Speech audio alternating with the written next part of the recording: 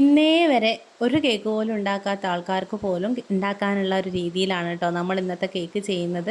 ഗ്ലാസും സ്പൂണും ഒക്കെയാണ് വേണ്ടത്. നമ്മളെല്ലാവരുടെ വീട്ടിലും ഇതുപോലത്തെ ഗ്ലാസ്സുകൾ ഉണ്ടാവില്ലേ? ഒന്നുമില്ലെങ്കിൽ ഈ ഒരു ഗ്ലാസ് ഉണ്ടാവുമല്ലോ, ഒരു സാധാരണ ചായ കുടിക്കുന്നത്, ഇല്ലെങ്കിൽ 14 രൂപ കൊടുത്ത് വാങ്ങിച്ചാട്ടോ, എന്നാലും നഷ്ടം വരുന്നില്ല. അപ്പോൾ ഈ രണ്ട് ടൈപ്പിൽ ഏത് ഗ്ലാസ് വേണമെങ്കിലും നിങ്ങൾക്ക് എടുക്കാം. നിങ്ങൾ ഏത് ഗ്ലാസ് ആണോ അല്ലെ ഏത് കപ്പാണോ എടുക്കുന്നത്, അവസാനം വരെ ആ കപ്പ് തന്നെയാണ് നമ്മൾ എല്ലാ അളവിനും എടുക്കുന്നത്. അപ്പം ജസ്റ്റ് ഞാൻ കാണിച്ചു തരാം. ഒരു കപ്പ് തന്നെയാണ് കേട്ടോ ഈ ഒരു ഗ്ലാസ് എന്ന് പറയുന്നത്. പാലൊക്കെ അളക്കാൻ എടുക്കുന്ന ടൈപ്പ് ഗ്ലാസ് ഇതാണെന്ന് തോന്നുന്നത്. അപ്പോൾ ഇതിൽ ഞാൻ നിറയെ മൈദ എടുത്തിട്ട് കപ്പിലേക്ക് മാറ്റിയ സമയത്ത് കറക്റ്റ് അതൊരു 1 കപ്പാണ് കേട്ടോ. ഒന്ന് തട്ടിക്കൊടുക്കുമ്പോൾ കറക്റ്റ് നിരന്ന് വരുന്ന സമയത്ത് കറക്റ്റ് ഒരു കപ്പ് മൈദയുണ്ട്.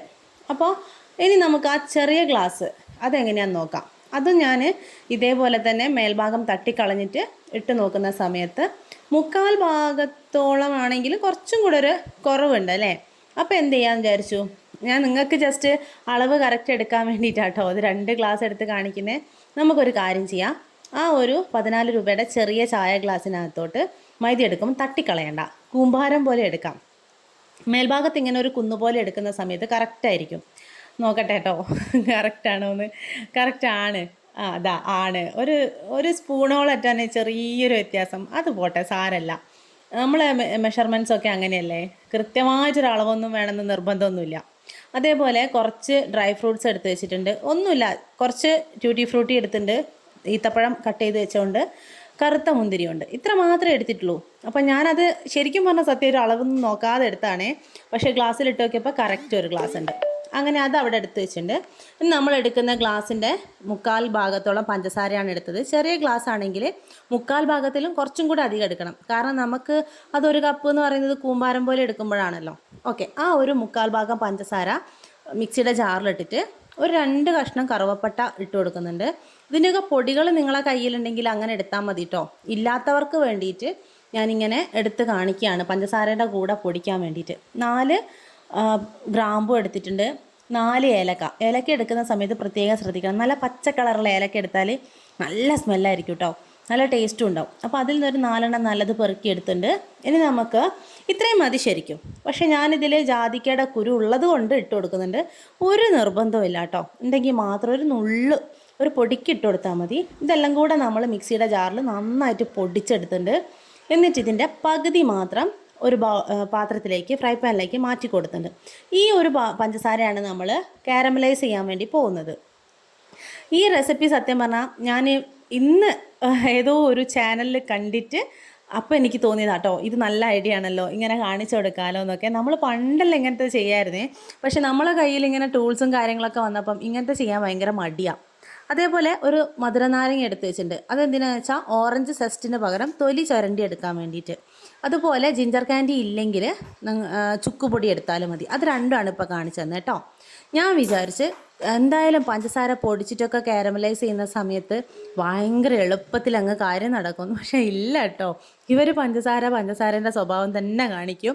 അത് പൊടിച്ചിട്ടായാലും പൊടിക്കാത്തതാണെങ്കിലും ഒരുപാട് സമയം എടുത്തിട്ട് തന്നെയാണ് കേട്ടോ അതൊന്ന് മെൽറ്റായി കിട്ടിയത്. അതും ഹൈ ഫ്ലെയിമിലിട്ടു. എൻ്റെ ക്ഷമ അങ്ങോട്ട് നശിച്ച സമയത്ത് ഞാൻ ഹൈ ഫ്ലെയിമിലിട്ടു. മിനിമം ഫ്ലെയിമിലിട്ട് എന്നൊന്നും നടക്കുമെന്ന് തോന്നുന്നില്ല. ഹൈ ഫ്ലെയിമിലിട്ട് ഇതൊന്ന് മെൽറ്റായതിന് ശേഷം ഒന്ന് മിക്സ് ചെയ്തു. പിന്നെ ഇതൊന്ന് പത വരണം, ഒരു തിളയ്ക്കുന്ന പോലെ ഒരു പത വരണം. കാത്തിരുന്ന് ഈ ഒരു മീഡിയം ഫ്ലെയിമിലൊന്നും ഇട്ടിട്ട് പത വരുന്നില്ല, ഒരു അങ്ങോട്ട് വരുന്നില്ല. ലാസ്റ്റ് എൻ്റെ രക്തം തിളയ്ക്കാൻ തുടങ്ങിയപ്പോൾ ഞാൻ നന്നായിട്ട് ഹൈ ഫ്ലെയിമിൽ അങ്ങ് ഇട്ട് കൊടുത്ത്. പിന്നല്ല, കരിഞ്ഞു പോകുന്നതെന്ന് മാത്രം ശ്രദ്ധിച്ചാൽ മതി കേട്ടോ. കരിഞ്ഞു പോവാതെ നിങ്ങൾക്ക് എങ്ങനെ ഏത് ഫ്ലെയിമിൽ വേണമെങ്കിലും ഇതൊന്ന് മെൽറ്റാക്കി തിളപ്പിച്ചെടുക്കാം. ഒരു ചെറിയ തിളയൊക്കെ വരുന്ന സമയത്ത് നമ്മൾ എടുത്തിട്ടുള്ള ഗ്ലാസിൻ്റെ ഒരു പകുതി വേണ്ട, പകുതിയും അല്ല കാലും അല്ല, 1/4 കപ്പല്ല പകുതിയും അല്ലാത്ത രീതിയിൽ കുറച്ച് ചൂടുവെള്ളം എടുത്തിട്ട് ഒഴിക്കുന്നുണ്ട്. ജാഗ്രതയും അടുത്ത് പോയിരുന്ന് ഇത് ഒഴിച്ചു കഴിഞ്ഞാൽ മുഖം നല്ല ഫേഷ്യൽ ചെയ്ത പോലെ ഇരിക്കും കേട്ടോ. മുഖത്തേക്കൊക്കെ തെറിക്കും, അത് ശ്രദ്ധിക്കണം. എന്നിട്ട് അതിന് ശേഷം നമ്മൾ അത് തിളച്ചതിന് ശേഷം എടുത്ത് വെച്ചിട്ടുള്ള ഡ്രൈ ഫ്രൂട്ട്സ് ഒക്കെ കൊണ്ടുപോയി അതിലിട്ടിട്ട് ഒന്ന് കുക്ക് ചെയ്തെടുക്കുക. ഇനി നമുക്ക് ഓറഞ്ച് സെസ്റ്റ് വേണമല്ലോ. സെസ്റ്റ് ഉള്ളവർക്ക് അത് 1 ടീസ്പൂൺ ചേർക്കാം. അതില്ലാത്തവർക്ക് ഇതുപോലെ മധുര നാരങ്ങ ഒരു ഗ്രേറ്ററിൽ വെച്ചിട്ട് തൊലി ചുരണ്ടുന്ന സമയത്ത് ഭയങ്കര ശക്തിയൊന്നും പിടിക്കണ്ട. അതിൻ്റെ പുറമത്തെ ആ ഒരു തൊലി മാത്രമേ പറ്റൂ. അതിൻ്റെ ഉള്ളിലോട്ടൊരു വെള്ള കളറില്ലേ, അത് കൂടിക്കഴിഞ്ഞാൽ കഴിക്കും കേട്ടോ. അപ്പോൾ അതില്ലാതെ ശ്രദ്ധിച്ചൊന്ന് ഗ്രേറ്റ് ചെയ്തിട്ട് 1 ടീസ്പൂണോളം എടുത്തിട്ടുണ്ട്. പിന്നെ നമ്മൾ ചുക്കുപൊടിയാണ് ഇട്ടത്. ജിഞ്ചർ ക്യാൻഡി എൻ്റെ കയ്യിലുണ്ട്, പക്ഷെ അത് എല്ലാവരുടെ കയ്യിലില്ലല്ലോ എന്ന് വിചാരിച്ചിട്ടാട്ടോ. അപ്പോൾ ജിഞ്ചർ ക്യാൻഡി ഒരു ടീസ്പൂണോളം ഇട്ടിട്ടുണ്ട്. ഇതെല്ലാം കൂടെ ഒന്ന് മിക്സ് ചെയ്തെടുക്കാം. പിന്നെ നമ്മൾ എന്ത് ജാമാണോ നിങ്ങളെ കയ്യിലുള്ളത് അത്, ഇല്ലെങ്കിലും കുഴപ്പമൊന്നുമില്ല. ജാമോ ക്രഷോ എന്തെങ്കിലും നിങ്ങളെ കയ്യിലുണ്ടെങ്കിൽ അത്. ഇതൊന്നുമില്ലെങ്കിൽ ഇപ്പോൾ ചുരണ്ടി കൊടുത്തിട്ടുള്ള നാരങ്ങയല്ലേ, അതിൻ്റെ ജ്യൂസ് എടുത്ത് പിഴിഞ്ഞിട്ട് നേരത്തെ ഒഴിച്ച വെള്ളത്തിന് പകരം ഒഴിച്ചു കൊടുത്താലും മതി കേട്ടോ. 1/2 ഗ്ലാസ് വെള്ളം എടുത്തിട്ടില്ലേ, അതിന് പകരം എന്തായാലും തൊലി ഗ്രേറ്റ് ചെയ്യുന്നുണ്ട്, പിന്നെ ആ നാരങ്ങ വെറുതെ വെക്കാൻ പറ്റുമോ, അതിൻ്റെ നീര് പിഴിഞ്ഞെടുത്തിട്ട് നിങ്ങൾക്ക് അങ്ങനെ ഒഴിച്ചു കൊടുക്കാം. ഇപ്പോൾ ഇവിടെ ഞാൻ നമ്മൾ കഴിഞ്ഞ ദിവസം ഉണ്ടാക്കിയ പൈനാപ്പിൾ ക്രഷ് ഉണ്ടായിരുന്നു, അതൊരു 1.5 ടേബിൾ സ്പൂണാണ് ഒഴിച്ചു കൊടുത്തത്. എന്നിട്ടൊന്ന് കുക്ക് ചെയ്യാണ്. നല്ലോണം പോലെ കുക്ക് ചെയ്തതൊക്കെ ഒന്ന് വീർത്ത് വരുന്നുണ്ട്. അതൊന്ന് ഏകദേശം അതിൻ്റെ ഗ്രേവി വറ്റി, എന്നാൽ ഭയങ്കര ഡ്രൈ ആയി പോവാൻ വേണ്ട. ഈ ഒരു പരുവത്തിലൊക്കെ എത്തുന്ന സമയത്ത് നമുക്ക് ഫ്ലെയിം ഓഫ് ചെയ്യാം. ഓഫ് ചെയ്തതിന് ശേഷം ഫാനിൻ്റെ ചോട്ടിൽ കൊണ്ടുപോയി വെക്കുകയാണ് കേട്ടോ. ഞാൻ പെട്ടെന്ന് കാര്യം നടക്കാൻ വേണ്ടി, തണുത്തതിന് ശേഷമാണ് നമുക്ക് കേക്ക് ഉണ്ടാക്കാൻ പറ്റുള്ളൂ. അതുകൊണ്ട് തന്നെ ആദ്യത്തെ സ്റ്റെപ്പ് ഇത് കുക്ക് ചെയ്യുക എന്നുള്ളതാണ് കേട്ടോ. നമ്മൾ സോക്ക് ചെയ്തിട്ടൊന്നും അല്ല അത് ചെയ്യുന്നത്. അത് ഫാനിൻ്റെ ചോട്ടിൽ വെച്ചതിന് ശേഷം ഞാൻ എൻ്റെ ബുക്കെല്ലാം എടുത്ത് കൊണ്ടുവന്നിട്ടുണ്ട്. നമ്മൾ ബട്ടർ പേപ്പറിന് പകരം ഇന്ന് ബുക്കിലുള്ള ഒരു എഴുതാത്ത പേപ്പർ കേട്ടോ, അതിൽ നിങ്ങൾ പേപ്പർ എടുക്കുമ്പം ഒന്ന് ശ്രദ്ധിക്കുന്നത് നല്ലതാണ്. കാരണം ചില പേപ്പർ ഉണ്ടാവും ഇങ്ങനെ രോമം പൊന്തി നിൽക്കുന്ന പോലെ തോന്നിക്കുന്നത്, അതെടുക്കണ്ട. അല്ലാതെ നല്ല ഗ്ലൈസിങ് ഉള്ള പേപ്പർ ഉണ്ടാവില്ലേ, ക്ലാസ്മേറ്റിൻ്റെയൊക്കെ നോട്ട്ബുക്കിൻ്റെ പേജ് അങ്ങനെയാണെന്ന് തോന്നുന്നു, അങ്ങനത്തെ പേപ്പർ എടുത്തോ കേട്ടോ. ഇനി നമ്മൾ ഉണ്ടാക്കുന്ന പാത്രം ചായപാത്രമാണ്. ഇതിൻ്റെ കൈ പോയപ്പോൾ എനിക്ക് ഭയങ്കര സങ്കടമായിരുന്നു കേട്ടോ. പക്ഷെ ഇപ്പം അതേതായാലും നന്നായി. കാരണം എനിക്ക് ഈ ഒരു കൈ ഉണ്ടായിരുന്നെങ്കിൽ ഈ പാത്രം ഇതിലേക്ക് ഇറക്കി വെച്ചിട്ട് കേക്ക് ഉണ്ടാക്കാൻ പറ്റില്ലല്ലോ. അതേതായാലും നന്നായി. അങ്ങനെ നമ്മൾ സാധാരണ ബട്ടർ പേപ്പർ കട്ട് ചെയ്യുന്ന പോലെ തന്നെ ബുക്കിലുള്ള പേജാണ് ഇതുപോലെ കട്ട് ചെയ്ത് ബട്ടർ പേപ്പർ ആക്കുന്നത്. ഇത് കട്ട് ചെയ്ത് അവിടെ വെച്ചിട്ട് ഈ ഒരു കേക്ക് ടിന്നിൽ നമ്മളെ ചായപാത്രത്തിൽ ഓയിലോ ബട്ടറോ ഏത് വേണമെങ്കിലും എടുക്കാം കേട്ടോ. ഞാനിപ്പോൾ എന്തായാലും നമുക്ക് ബട്ടർ ഞാൻ എടുക്കുന്നുണ്ട്. കേക്കിലേക്കും നിങ്ങൾക്ക് ബട്ടറോ ഓയിലോ എടുക്കാം. ഓയിൽ എടുക്കുന്നതിന് പകരം ബട്ടർ ഇട്ട് കഴിഞ്ഞാൽ ടേസ്റ്റ് കൂടും. അതുകൊണ്ട് ഞാൻ എന്ത് ചെയ്തു എന്നറിയോ, നമ്മൾ എടുത്തിരിക്കുന്ന ഗ്ലാസിൻ്റെ ഒരു 1/4 ഭാഗത്തോളം ഉരുകി, ഈ ഒരു ബട്ടർ ഉരുക്കി കഴിഞ്ഞാൽ അത്രയും വേണം. അത്രയും ഞാനൊരു ഏകദേശം കണക്കാക്കി സ്റ്റീലിൻ്റെ ബൗളിലിട്ടിട്ട് ഒരു ചൂട് വെള്ളത്തിൻ്റെ മേലെ അങ്ങോട്ട് വെച്ചപ്പോൾ ഇതാ ഉരുക്കി കിട്ടിയിട്ടുണ്ട് കേട്ടോ. ബാക്കിയുള്ള ബട്ടർ കൊണ്ട് ഞാനൊന്ന് ഗ്രീസ് ചെയ്തിട്ട് ബട്ടർ പേപ്പറൊക്കെ ഇട്ട് സെറ്റാക്കി കേക്കിന് മാറ്റി വെച്ചു. ഇനി നമ്മൾ നേരത്തെ പൊടിച്ചതിൻ്റെ പകുതിയല്ലേ എടുത്തുള്ളൂ, അതേ മിക്സിയുടെ ജാറിലോട്ട് 2 കോഴിമുട്ട പൊട്ടിച്ചൊഴിക്കുന്നുണ്ട്. അതിനോടൊപ്പം തന്നെ ഒരു 3/4 ടീസ്പൂൺ വാനില എസെൻസും 1 ടീസ്പൂൺ പ്ലം എസെൻസും. ഈ പ്ലം എസെൻസൊക്കെ നമുക്ക് ബേക്കറി ഷോപ്പിലും പിന്നെന്താ കേക്കിൻ്റെ ആക്സസറീസൊക്കെ കിട്ടുന്ന ഷോപ്പിലും ഓൺലൈനിലും ഒക്കെ കിട്ടും കേട്ടോ. ഇപ്പം നമ്മൾ ആ മെൽറ്റ് ചെയ്തിട്ടുള്ള ബട്ടർ ഒഴിച്ചു കൊടുക്കുന്നുണ്ട്. ഇതിന് പകരം നിങ്ങൾക്ക് അതേ അളവിൽ ഓയിൽ ചേർക്കാം. ഓയിലോ ബട്ടറോ ഏതായാലും കുഴപ്പമില്ല. എന്നിട്ട് മിക്സിയിൽ നന്നായിട്ടൊന്ന് അടിച്ച് പതപ്പിച്ചെടുത്തിട്ടുണ്ട്. പിന്നെ നമ്മളിതാ ഫാനിൽ ഇരുന്നിട്ട് കാറ്റൊക്കെ കൊണ്ട് നല്ല തണുത്ത് കിട്ടിയിട്ടുള്ള ഡ്രൈ ഫ്രൂട്ട്സിനെ ഈ ഒരു നല്ല ക്ലീൻ ബൗളിലേക്ക് എടുത്തിട്ടുണ്ട് കേട്ടോ. അതിനോടൊപ്പം തന്നെ അടിച്ച് വെച്ചിട്ടുള്ള മിക്സിയിലെ മിക്സും കൂടെ ഇതിൻ്റെ കൂടെ ചേർത്ത് ഒന്ന് കൂട്ടി യോജിപ്പിച്ച് വെച്ച്. ഇനി വേണ്ടത് എന്താ, ഇതിനകത്തോട്ട് പ്രീഹീറ്റ് ചെയ്യണം, മറന്നുപോയി. നമ്മൾ ഗ്യാസിൻ്റെ മുകളിലാണ് വെക്കുന്നത്. വട്ടച്ചെമ്പ് അല്ലെങ്കിൽ ഫ്രൈ പാന് അല്ലെങ്കിൽ കുക്കർ, നിങ്ങളുടെ കയ്യിൽ ഏത് പാത്രമാണോ അതെടുത്താൽ മതി കേട്ടോ.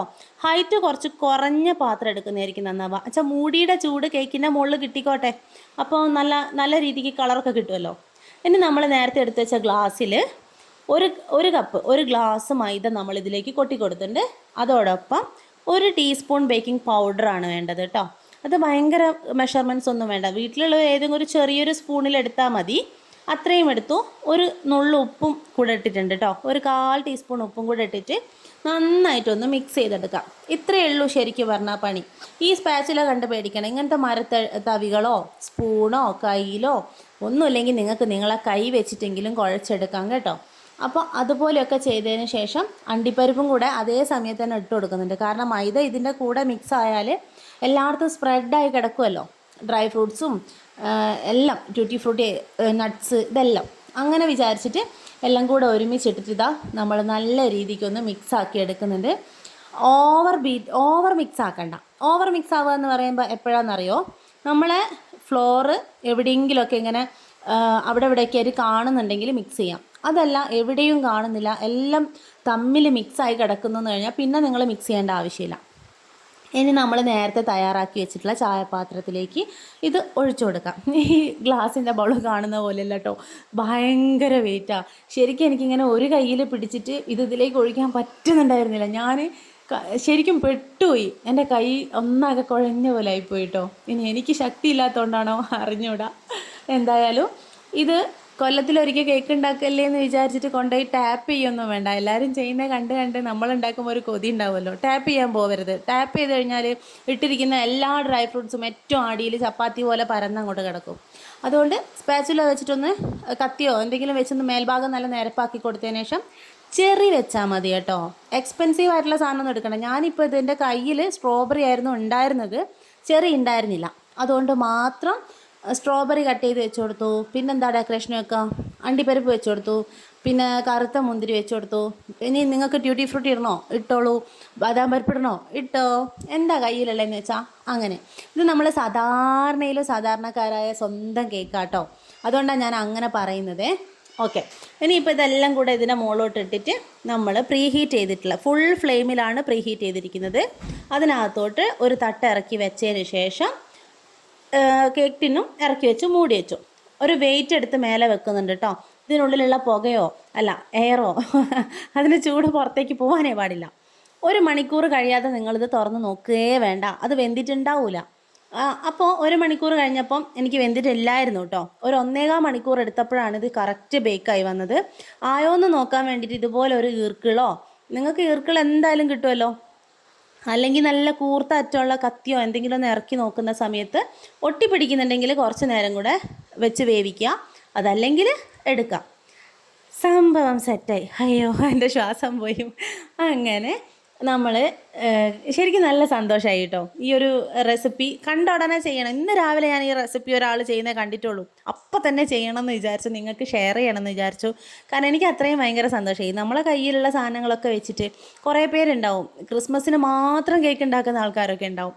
കേക്ക് മെയിനായിട്ടും ക്രിസ്മസ് കൊണ്ടുപോയല്ലോ, അതുകൊണ്ട്. അപ്പോൾ അവർക്കൊക്കെ കൊല്ലത്തിലൊരിക്കൽ ഉണ്ടാക്കാൻ എന്തായാലും പറ്റും. ഉണ്ടാക്കി നോക്കുക. കണ്ടോ, ശരിക്കും സർപ്രൈസ് ആയിപ്പോയി ഞാൻ. ഇത്രയും നല്ല വൃത്തിക്ക് എല്ലായിടത്തും ഒരുപോലെ ഈവനായിട്ട് സ്പ്രെഡായിട്ട് കിടക്കുന്നുണ്ട് നട്ട്സും ഡ്രൈ ഫ്രൂട്ട്സും ഒക്കെ. എന്ത് ഭംഗിയാണ്, അതുപോലെ തന്നെയാണ് ടേസ്റ്റും. പക്ഷേ ഇത് ഞാൻ നിങ്ങൾക്ക് വീഡിയോ കാണിക്കാനാണ് ഇന്ന് കട്ട് ചെയ്തത്. ഇതൊരു ദിവസം കഴിഞ്ഞതിന് ശേഷം നിങ്ങൾ കട്ട് ചെയ്ത് നോക്കിയാൽ മതി കേട്ടോ, അപ്പോഴാണ് കറക്റ്റ് അതിൻ്റെ ടേസ്റ്റ് കിട്ടുള്ളൂ. ഇത് കുറേ ദിവസം നമുക്ക് വെച്ചാൽ കാരമലൈസ് ചെയ്തിട്ട് അങ്ങനെ അതിൽ കിടന്ന് വെന്ത ഫ്രൂട്ട്സൊക്കെ അല്ലേ, കേടായി പോകത്തൊന്നുമില്ല. ഒരു 5-8 ദിവസമൊക്കെ എന്തായാലും, ഒരു വർഷം എന്തായാലും ഇത് കേടുകൂടാതിരിക്കും. നല്ല രീതിയിൽ സ്റ്റോർ ചെയ്യുകയാണെന്നുണ്ടെങ്കിൽ നിങ്ങൾ ഉറപ്പായിട്ടും ഇത് ചെയ്ത് നോക്കണം കേട്ടോ. ബേക്കർ ആയിട്ടുള്ള ആൾക്കാർക്കും ചെയ്തോ, അവർ ചെയ്യുന്നുണ്ടാവും, ഞാനായിരിക്കും ഇപ്പോൾ കാണുന്നുണ്ടാവുക. എന്തായാലും ചെയ്ത് നോക്കിയാൽ ഉറപ്പായിട്ടും വന്നിട്ട് മറക്കാണ്ട് താഴെ കമൻറ്റിൽ ഫീഡ്ബാക്ക് പറയണം കേട്ടോ. കാരണം ആ ഒരു സന്തോഷം ഉണ്ടല്ലോ, ഇത് കണ്ടപ്പോൾ ഞാൻ ഓടി വന്ന് നിങ്ങൾക്ക് കാണിച്ചു തരാനാണ് ആഗ്രഹിച്ചത്. അപ്പോൾ നിങ്ങളത് ചെയ്തിട്ട് സക്സസ് ആയാലും ഇല്ലെങ്കിലും പിന്നെ എന്ത് ഡൗട്ട് ഉണ്ടെങ്കിലും ചോദിക്കാം. ഇനിയിപ്പോൾ നിങ്ങൾക്ക് ഇതിൽ എന്തെങ്കിലും ഒരു ഡൗട്ട് ഉണ്ടെങ്കിൽ ചോദിക്കാം. ഇത് 1 kg അടുത്തുണ്ട് കേട്ടോ. 900 സംതിങ് ആണ് ഇതിൻ്റെ ഒരു വെയിറ്റ് വരുന്നത്. അടിഭാഗം കരിഞ്ഞിട്ടൊന്നുമില്ല, നല്ല രീതിക്ക് വൃത്തിയിൽ കിട്ടിയിട്ടുണ്ട്. നിങ്ങൾക്കിത് സെയിൽ ചെയ്യാം, ധൈര്യമായിട്ട് സെയിൽ ചെയ്യാം. നിങ്ങൾക്ക് ഒരു ബഡ്ജറ്റ് ഫ്രണ്ട്ലി ആയിട്ട് കേക്ക് വിൽക്കണമെന്നുണ്ടെങ്കിൽ ഉറപ്പായിട്ടും ഈ ഒരു കേക്ക് സെയിൽ ചെയ്യാം. ഒരു 600 രൂപ ബഡ്ജറ്റൊക്കെ ഇട്ടിട്ട് 1 kgക്ക് 600 രൂപയൊക്കെ ഇട്ടിട്ട് സെയിൽ ചെയ്തൂടെ? ചെയ്യാം. അങ്ങനത്തെ ഇൻഗ്രീഡിയൻസ് അല്ലേ ഉള്ളൂ. അപ്പോൾ അതൊക്കെ നിങ്ങൾ ശ്രദ്ധിച്ച് ചെയ്തിട്ട് ഉറപ്പായിട്ട് ഫീഡ്ബാക്ക് പറയണം. ഇത് കണ്ടിട്ട് നിങ്ങൾക്ക് സന്തോഷമായോ എന്നുള്ളത് അതും പറയണം. ഓക്കെ, അപ്പോൾ ഞാൻ നിങ്ങളെ കമൻസിന് വേണ്ടിയിട്ട് വെയിറ്റ് ചെയ്തിരിക്കുകയാണ്. അടുത്ത വീഡിയോയിൽ കാണാം കേട്ടോ.